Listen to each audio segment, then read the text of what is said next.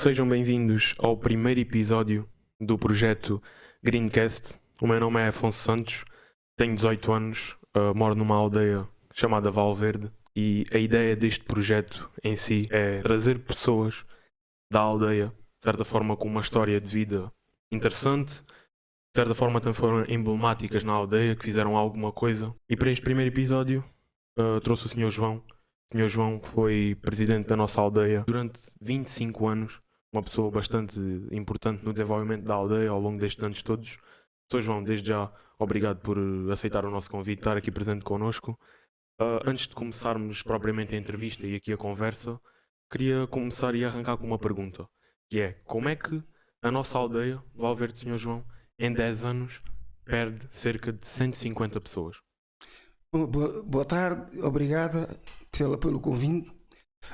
No meu entender, a maneira de perder essa gente é que as pessoas que já havia uma certa quantidade de pessoas já com uma certa idade e que tinham a sua casita e os seus filhos. Os filhos foram morar para outro sítio, os pais ficaram. Os pais agora vão falecendo e os filhos ficam com a casa e não a arrendam e está despejada. Neste momento aqui na nossa aldeia, cada vez temos mais casas despejadas. Neste momento, no meu entender, há aqui uma volta de 60 moradias despejadas. Se fossem habitadas com um casal, pelo menos ele e a mulher eram 120, com mais um filho ou dois tínhamos se calhar 200 pessoas ou mais aqui na aldeia. E assim, como eles não as alugam, não arrendam, cada vez vamos tendo menos gente Na nossa aldeia. Pronto, queria começar aqui com esta pergunta para saber a sua opinião neste caso, mas iniciando aqui pelo começo, você é uma pessoa natural de Valverde, há cerca de 80 anos que vive cá, foi uma pessoa que também teve pouca experiência de escola. Falando um bocadinho sobre a sua infância, como é que foi a experiência de ter que começar a trabalhar muito cedo, envergar a mola muito cedo? Bom, eu cá sou filho de um velhote que teve 8 filhos. Éramos 8 irmãos todos. O meu pai, quando era gato pequeno, ganhava 18 escudos por dia, fazia 6 dias, eram 108 escudos. A gente gastava 35 pães por semana, ou para cima de 30 pães, a 3.300 era o dinheiro do meu pai, não chegava para o pão. A gente vivíamos mal, mas como fomos criados numa quinta que era a Quinta do Pardieiro, que é aqui perto da aldeia, fomos criados ali, sempre tínhamos alguma frutazita, sempre tínhamos alguma hortaliça. Foi a nossa sorte, senão a gente não tínhamos chegado a lado nenhum. Era pequeno, andei descalço até aos 13 anos, comecei a guardar gado com 7 anos, à escola só fui aos bocadinhos, no princípio do ano, porque éramos obrigados a aparecer, depois já nos dispensavam, íamos trabalhar, comecei a guardar porcos. Depois fui para as pedreiras de carregar água e fazer lume nas pedreiras. Fui tocar à froja para um senhor que era o capitão que tinha aqui pedreiras, que fazia aí cantaria. Depois começou a barragem do Borcal, fui para lá tocar à froja para o forreiro. Depois da froja passei a carregar água. Todo o tempo que a barragem foi feita. Eram tempos difíceis, poucas condições, não eram? Difícil, que eu estou a dizer, foi em 1951, 52, 53 que a barragem teve a fazer. Depois, no fim da barragem, ficou lá com o meu pai era o encarregado geral da barragem, da barragem. Fiquei lá com o meu pai tomou conta com um resto de mulheres e de pessoas lá debaixo da barragem a fazer luzernas, a fazer semear milho. Fiquei lá com o meu pai, depois o meu pai abalou, viemos para a serra fazer lenha, sempre descalço, já com alguns 12 anos a quase 13, ali na serra. Deu uma ajeita às costas, andava mal, sempre deu ao meu pai para ir guardar gado para o São Bugê da Orega. Fui para o São Bugê da Orega guardar ovelhas, andei lá um ano. Ao fim do ano de lá, andar de 13 anos, 13 e tal, vim para o Borcal guardar gado. E fui para a Monda com as mulheres, depois fui guardar gado até aos 15 anos, 15 e tal. Guardei vacas, guardei porcos, guardei ovelhas. Fiz no nível do gado, ali no Borcal, guardei ali mais ou menos os animais, por ali havia rebanho. Depois toquei bois. Fiz algumas sementeiras com uma besta, aprendi o corte, aprendi a gadanha, aprendi a cefa, aprendi os trabalhos do campo, aprendi uma data de trabalhos no campo. ainda semeei adubo também. Isso foi na agricultura. Depois da agricultura fui para a tropa. Da tropa fui para cozinheiro, tirei a especialidade de cozinheiro. Assentei para a Sembeja. Beja fui para a Póvoa de Varzim, tirei o curso lá de cozinheiro. Da Póvoa de Varzim vim para Castelo Branco vim para Beja outra vez, com uma transferência fiz com outro, uma mudança. Dali fui para Évora, daí fui mobilizado para o ultramar, fui para Elvas, de Elvas fui para Angola. Para Angola, para o ultramar. Fui para Angola, estive lá 26 meses em Angola, na zona de Carmona, em Angola. Vim, quando vim, a minha vida podia ter ido para continuar em cozinheiro. Me falaram para ir para ajudante de cozinheiro e para a pensão dos Manuéis, mas eu não quis ir, estava farto da cozinha. Dediquei-me ao trabalho do campo, fui indo no trabalho do campo, andei aí mais um ano. Ao fim do ano, o trabalho do campo aprendeu muito. Ao fim do ano de andar aí, eu meti-me aí nas obras, fui aprender a carpinteiro. E assim andei a minha missão até ser reformado a trabalhar na carpintaria. Na questão, queria lhe perguntar aqui, passando para outro assunto, na questão do 25 de Abril, tinha esta curiosidade minha. Para si, o que é que mudou com o 25 de Abril? Com esse grande acontecimento que aconteceu no nosso país? Acha que foi só o poder termos liberdade? Ou aconteceu... Do seu ponto de vista, o que é que mudou? Eu acho que o 25 de Abril trouxe-nos tudo. Sendo uma pessoa que passou essa experiência. O 25 de Abril, para mim, trouxe-nos tudo. Trouxe-nos o poder local, que foi uma conquista das mais interessantes. Trouxe-nos a liberdade, trouxe-nos a democracia, trouxe-nos a maneira de pensar e de protestar, e que é muito interessante. Trouxe melhoramento. Se formos ver aqui a nossa aldeia, tinha aí 4 ou 5 lâmpadas, era uma a cada canto da aldeia, fazia lembrar os generais estudantes que cada um era em cada província. E aqui era a mesma coisa, ruas não estavam nenhuma alcatroada, esgotos, havia aí 2 casas que tinham esgoto ou 3, não havia água canalizada, nem esgoto, nem eletricidade, não tinha nada. Portanto, o 25 de Abril trouxe um desenvolvimento que hoje isso tudo existe. Hoje há água, há esgoto, há eletricidade, as ruas são todas alcatroadas. O sistema, que foi a democracia que trouxe com o 25 de Abril. Antes do 25 de Abril não havia coisíssima nenhuma, não havia ordenado, não se podia falar, não se podia dizer que estava mal, não se podia dizer que estava com fome, não se podia dizer que o Salazar que era ruim, senão éramos logo presos. Como é que era aqui o comportamento na aldeia das pessoas? O comportamento da aldeia, a nossa aldeia até não era uma aldeia muito mimosa. Porquê? Porque a gente estávamos encostados aqui à Escola Regentes Agrícola e aqui havia alunos da Escola Regentes Agrícola que eram revolucionários. Nesse tempo havia alunos revolucionários, como Morteira, que foi militante do Partido Comunista, que era o Morteira, foi um moço aqui revolucionário que aqui entrou na escola e nessa altura fazia aqui barulho na escola quando foi na eleição do Humberto Delgado e depois também na eleição para a Assembleia da República lá para Lisboa. Também ele fez aí barulho e trazia papelada e fazia aquilo. E então a gente, o que acontece? Dava força a algumas pessoas mais aventuradas, como o Belchor era um gajo que não tinha medo.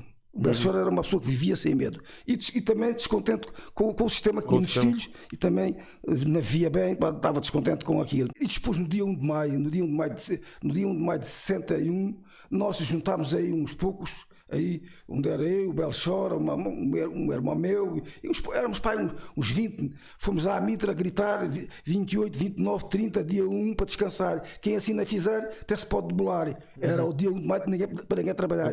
Alguns foram trabalhar, a gente foi ter com eles, fizemos-nos largar o trabalho nesse dia. Ora, a guarda que isso aí, pá, era a correr com uns cavalos, outros aí a correr à pergunta a ver se via a malta de noite. Combinámos, um foi para a aba do castelo, outro foi para a Cova Funda, um aventava lá um foguete, a guarda outro aventava o foguete da Cova Funda, eles iam ali, depois desaparecíamos, que era só para os controlar aquilo. Também já gozávamos com aquele sistema, né? Eles batiam. A pida quando aparecia num café, se um gajo tivesse uma navalha no bolso, estava lá que dar um sopapo e levava lá a navalha. Era sistemas diferentes. Era um sistema diferente, mas o 25 de Abril trouxe-nos à gente Tudo para a liberdade, melhor sistema de vida, melhor maneira. Estás a ver o que é andar descalço, a guardar gado, descalço até aos 14 anos, quando agora a gente vê que qualquer gaiato pequenito tem 2 ou 3 pares de sapatos. Exato. A gente, só porque a gente vê, não é só por sapatos, é por tudo. A gente a saber o que era um rapaçado, mal a mal não havia uns pequeninos que custavam não sei quantos pontos de estão, que aquilo não era nada, era quase só o papel. Mas, lá às vezes alguém dava um rapaçadinho e disse à gente: não mais nada. A miséria era muito grande, pá. Mas o nosso país, logo após o 25 de Abril, também não ficou logo num processo de estabilização, ainda foi um pouco atribulado, ou não? Foi um bocado atribulado com as revoluções. Qualquer revolução não se faz com bonito modo, que leva tempo e há sempre pelo menos aqueles que estavam bem e que escravizavam os mais pobres, não ficaram contentes, ficaram zangados. Havia sempre o contra e o favor. Agora, não há de ver nenhuma que depois aí com a questão da reforma agrária, fez-se a reforma agrária, mas também com erros, muitos erros. A malta errou muito nos erros, porque também há alguns daqueles gajos que estavam aí, que nunca foram ninguém, se puseram na reforma agrária, também começaram a pensar que era só para eles. Não era, aquilo era todos e daqueles que lá trabalhavam, mas todos. Só assim é que qualquer coisa vai para diante quando se tira, por exemplo, à burguesia alguma coisa. Se a gente não estivermos unidos, perdemos logo no outro dia. Foi assim que aconteceu. Nós estávamos unidos, começaram cada um a puxar para o seu lado, perdeu-se, acabou-se por se perder a reforma agrária. Que eu acho que a reforma agrária, como foi feita, não era a favor dela. Eu era a favor, como o Álvaro Cunhal dizia. E os lavradores pelo menos tinham que ficar com 500 hectares ou mais, porque senão, se eles não ficassem com esses 500 hectares, amanhã queriam tudo. E assim eles acabavam por não ser capazes de cultivar os 500 hectares, acabavam por estar quietos, e isso era uma realidade. Assim foi, tirámos-lhe tudo e eles apanharam tudo, acabaram por apanhar tudo. Lembra-se do dia do 25 de Abril? Agora lembro. No 25 de Abril, eu deitei-me, para amanhã era cedo, acordei, ouvi, não havia nada, televisão não havia rádio nenhum, nada. Que há qualquer coisa. Comecei a ouvir música daquela, tocava uma música que eles puseram, que era aquela, era sempre a fazer o meu bom, que era Forças Armadas. E eu digo, bom, há aqui qualquer coisa. Depois comecei a ouvir falar logo que tinha havido um golpe de Estado. Depois daí, lá, a malta logo parou toda, havia muita gente na Troia, aí uns 6 mil pessoas. Depois eu fui eleito para a Comissão de Trabalhadores, fui membro da Comissão de Trabalhadores em Troia, fui depois nomeado para o sindicato de Setúbal, fui da Comissão Administrativa, com aqueles que lá estavam, foram postos na rua, para a Comissão Administrativa do Sindicato de Setúbal. Depois daí, tivemos ali, aquilo depois desenvolveu-se mais, eu vim aqui para a zona de Évora, aqui também fui para o Sindicato da Construção Civil. Cheguei aqui ao Sindicato da Construção Civil. Fazer umas obras aqui em Valverde, não era? Vim para aqui fazer umas obras em Valverde e trabalhar para a Câmara. Depois desse sistema, tive aí 5 anos metido na política sindical. Daí já tinha mais ou menos a vida estabilizada. Mas estava no sindicato mesmo quando subia a Construção Civil. Sim. Aqui na Junta, fui para a Junta. Mas quando aí para lhe dizer, na Junta, estava no sindicato, como estava a dizer, como é que foi a situação da Junta, porque é que se candidatou, como é que surgiu esse interesse? Eu primeiro candidatei-me à Junta para Presidente da Assembleia da Freguesia e o meu irmão, Joaquim António, para Presidente da Junta. Depois, o meu irmão, ao fim de 3 anos, que antes o mandato era 3 anos, ao fim de 3 anos, não concorria para Presidente. Correu para Presidente, mas depois havia a luta de não termos nada. Não tínhamos bola, não tínhamos ranchos, não tínhamos coragem, a Casa do Povo funcionava mal, a gente não tínhamos coisa nenhuma. Logo a luta de querer fazer um rancho, um grupo coral, uma escola de música, atletismo, tudo isso a gente criou nessa altura, que eu estou a dizer, a seguir ao 25 de Abril. Isso era uma luta grande. E ainda por cima com a malta nova, que havia muito a querer jogar a bola, havia muitos gaiatos para o rancho, havia tudo muito. E hoje não há poucos gaiatos, há pouca gente, ninguém quer fazer nada. Mas como é que eram essas formas de trabalhar, pronto, visto que havia essas poucas infraestruturas? Essa gente de trabalhar, a gente juntava-se, malta nova, juntava-se e queria jogar a bola, e a gente não tínhamos grupo, fizemos um grupo. Mas ainda também eu, a seguir ao 25 de Abril, havia aí um lar, que nessa altura chamava-se albergue, tinha uma casita, 3 casitas pequeninas, que tinha lá 2 ou 3 velhos lá dentro. Quando veio o 25 de Abril, quem governava aquilo era aquela gente além da Mitra, largou aquilo. Eu tomei conta daquilo, eu, o Manuel Mendes e o Zé Metrocos, do lar. desse lar. Depois daquele lar é que fizemos este aqui em cima. Mas aqui primeiro tomámos conta além daquele lar também. Quer dizer, tinha o lar, tinha a junta, tinha aquilo. Depois começou-se a nascer aquilo, a Casa do Povo. A Caixa queria tirar a Casa do Povo à gente. A gente foi uma luta para ficarmos com a Casa do Povo. Eu travei a luta e meti-me à frente e consegui ganhar a Casa do Povo para os sócios. E então tive que ficar em presidente da Casa. 25 anos também em presidente da Casa do Povo. Era já presidente da Casa do Povo, era presidente da Junta, era vice-presidente do Grupo Esportivo, era presidente do Lar, depois passei a vice-presidente do Lar, propus aí o Simões, saí eu, porque ia começar a sair. É que ninguém queria assumir a responsabilidade à frente sem ir. Esse era o problema que se tinha, era esse. Eu queria meter outros, tens que ir, não vou. E eu tinha que entrar. Era difícil gerir essas coisas todas ou não? Sabe o que havia? Era uma maneira, a gente reuníamos muito. Uns diziam umas asneiras, outros diziam daquilo, mas no fim as reuniões faziam bem, que havia sempre ideias, um dizia uma coisa, outro dizia outra, e a gente às vezes, que era a gente ou não que era, um gajo aprendia muito com reuniões, até com aqueles que a gente pensava que eram mais parvos do que a gente. Estás a ver? Aprendi muito. Eu cá ao nível sindical fiz milhares de reuniões aqui além, todos os dias, 3, 4, 5, 3, aqui 4 além, com 1000 pessoas, 500 pessoas, 600 pessoas, em casa, na rua, em sítio.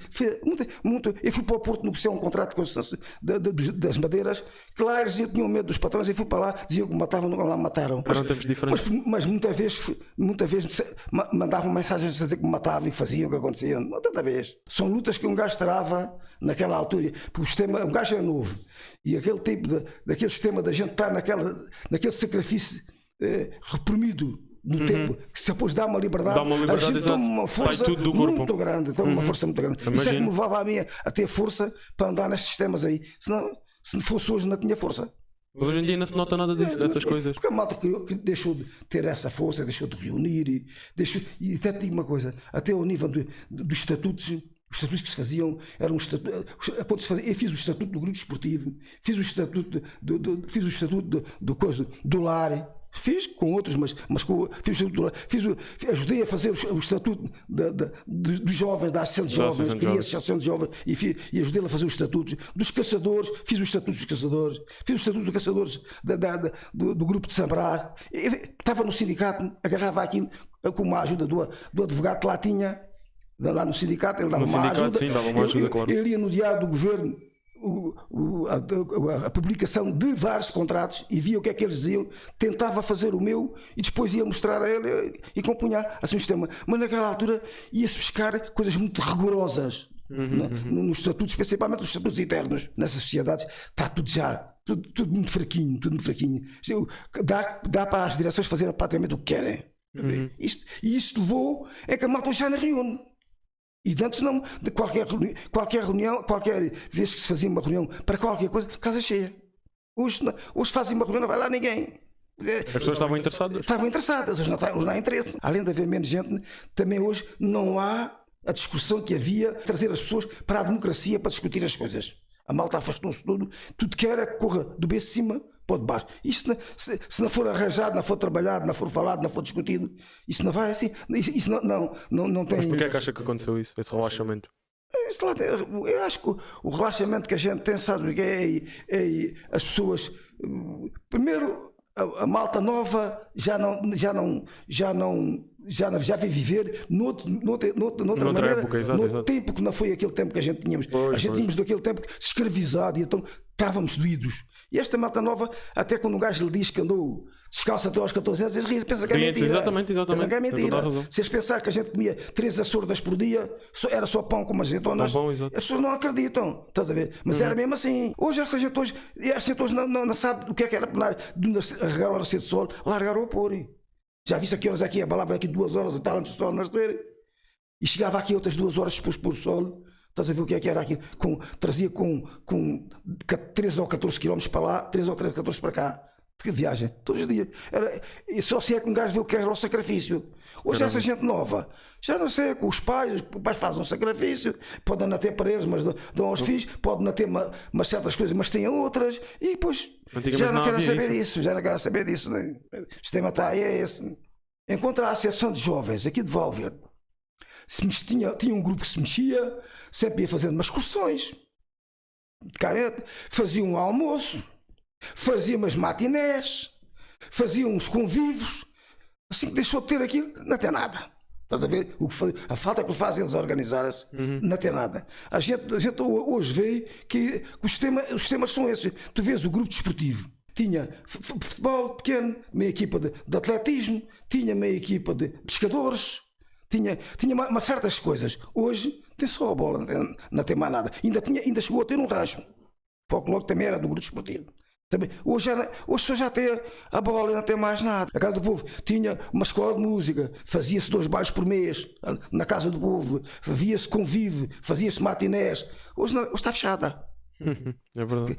O médico vinha aqui 3 vezes por semana, agora vem de 15 em 15 dias, uma vez. O padre, o professor e o médico são 3 pessoas, fulcrais, né? 3 pessoas focais para uma junta de freguesia. Um presidente da junta tem que ter essas 3 pessoas em conta. São 3 pessoas válidas. São 3 pessoas que a gente tem que se dar bem com elas e tem que desenvolver com elas. Tem que desenvolver. O padre na base social, de tentar trazê-lo, que ele tem muitos conhecimentos até para os lares e para aquilo tudo e para os jovens, trazer aquilo. Depois vê o médico, se a gente não tiver um médico em condições que olhe para as pessoas, para os filhos, para os pais, não é nada. E a professora, porque é aquela que conhece todos os gaiatos. Começa desde pequenina a lidar com o pai, com a mãe, com aquilo. Se vier aqui muito tempo, é uma pessoa importante para nós. São 3 pessoas que a gente temos que as ter em conta. Ter contas e estimá-las bem. São 3 pessoas importantes para a freguesia. A cuidar de ser toda a gente é importante. Sim. São esses temas que a gente vê que isto mudou de uma maneira que agora as pessoas estão muito desligadas. É política, mas a política faz falta. É isso que eu queria dizer, queria envergar aí por esse aspecto, só para lhe perguntar aqui brevemente. Foi uma pessoa que também você foi, filiado ao Partido Comunista, militante. Como é que era, na altura, como é que era aí a questão do... Fiz parte do partido de uma data de muitas coisas que o partido me puxou e ainda fiz mais porque não quis. O partido puxou-me para muitos sítios, o Partido Comunista. Puxou, senhora. Ainda foi só o Partido Comunista. Pois mais tarde, filiei-me no Partido Socialista, também puxou para muita coisa. Ainda fui, portanto, não quis. Daí no Partido Socialista era o Capolhas, era o Zorrinho e era o outro ali que era o Martelo, que era ali o presidente da Câmara de Reguengos de Monserrat. E era eu. O Capolhas foi para a agricultura. O Zorrinho foi para a energia. E o outro não queria ir e nessa altura o PSMT2 tinha lugar logo a seguir ao Zorrinho. E eu não quis ir para lá. Nunca fui. Agora tinha uma reforma melhor. Pois então não tinha. Agora estava descansado. Mas eu não fui, sabes, porque não me sentia com habilitações para ir. Achava que as minhas habilitações eram muito fraquinhas para ir para deputado. É verdade. Eu também, quando fui para o sindicato, também me parecia que não tinha habilitação. Quando eu comecei a ver um livro com 500 páginas, ali com as leis, de leis do trabalho, leis nunca aprendi isso. E depois, por fim, já sabia aquilo de cor, muita coisa daquelas de cor lá dentro e interpretadas. Quando não sabia, ia ter com o advogado, ele dava umas indicações a um gajo naquilo, a maneira de ver as leis, um gajo aprendia, acabava por entrar dentro daquilo. Mas arrepende-se de não ter ido? Arrependo, hoje, para deputado hoje arrependo, porque sabes uma coisa, se eu lá vou fazer só 2 ou 3 anos, hoje melhorava muito a minha reforma. Muito, o dobro, ganhava mais do dobro do que ganho hoje. Ia feito parvo, não quis ir, olha, fui parvo na querer ir. Em relação ainda, voltando se calhar ao assunto da presidência e da aldeia, como é que analisa a situação da aldeia antes e depois de se tornar presidente? Então, mas quando fui, antes de ser presidente, já tive a dizer aquilo que era a nossa aldeia. A nossa aldeia era uma aldeia desta variedade de ruas, não tinha esta rua 25 de Abril alcatroada, não tinha mais nada. Depois a nossa aldeia também não tinha ali aquele barro por trás da Casa do Povo, não tinha este barro aqui da frente. Aí dentro da aldeia, metade dos sítios não tinha casas, mas havia pessoas. Porque hoje onde tu vês que há uma pessoa hoje a viver sozinha, mais o marido, de antes vivia lá com 4 ou 5 filhos ele e outra ao lado, na mesma casa, pegada, ela tinha 2 casas e outra tinha outras 2 com outros 4 ou 5 filhos ou 3 filhos. Havia muita gente. Agora, hoje há mais casas, mas há menos gente. Mas sente-se triste de ver a nossa aldeia assim? Sim, é cá a minha tristeza de ver a nossa aldeia. Falta de crianças, de gaiatos. Os gaiatos é uma chama viva. Onde houver gaiatos há alegria. Mesmo que a gente se chateie com eles, mas há alegria. Deixa-os falar. Os gaiatos é a alegria de uma terra. a gente vê falta de gaiatos, vê as casas despejadas, porque tu estás a ver, essas casas que estão despejadas, à freguesia ficam caras, sabes? Estão despejadas, não tem ninguém, nem para lhe dar um voto sequer, não tem ninguém, nem para fazer grupo da aldeia, porque quanto mais gente tem, às vezes mais ganha, estás a ver? Não tem isso. E tem as casas despejadas que tens de passar lá a barrer a rua, tens lá a lâmpada ao pé da porta a gastar a luz, tu tens que gastar a mesma coisa, e não tem lá ninguém. Isto é triste a gente ver isto. Depois é triste a gente ver o médico a navir, a casa do povo fechada, o lar fechado. A gente vê que está tudo a acabar. Tudo até a igreja. Em vez de morrer, até a igreja em vez de morrer. Mesmo ao nível das pessoas. Isto é para a gente. Mas acha que o seu trabalho foi em vão? Acha que o seu trabalho foi em vão? Não, ainda não é bem isso. Não foi em vão. O que vejo é que hoje há quem vez quer trabalhar em vão. Hoje há quem vez ninguém trabalhar para as coisas continuarem. Mas é que você tem estado a falar que antes havia rancho, teatro, essas coisas, e hoje não há nada disso. Então, mas a gente também sabe uma coisa. A gente vê só uma coisa.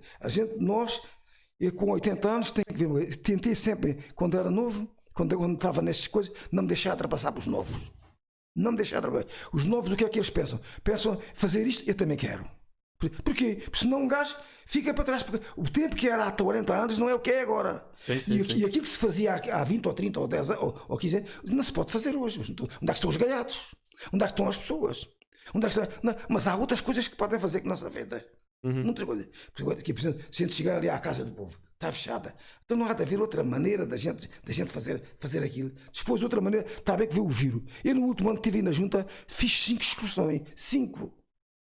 Hoje não há uma. Era para os jovens, era para os velhos, era para os caçadores, era para o lar.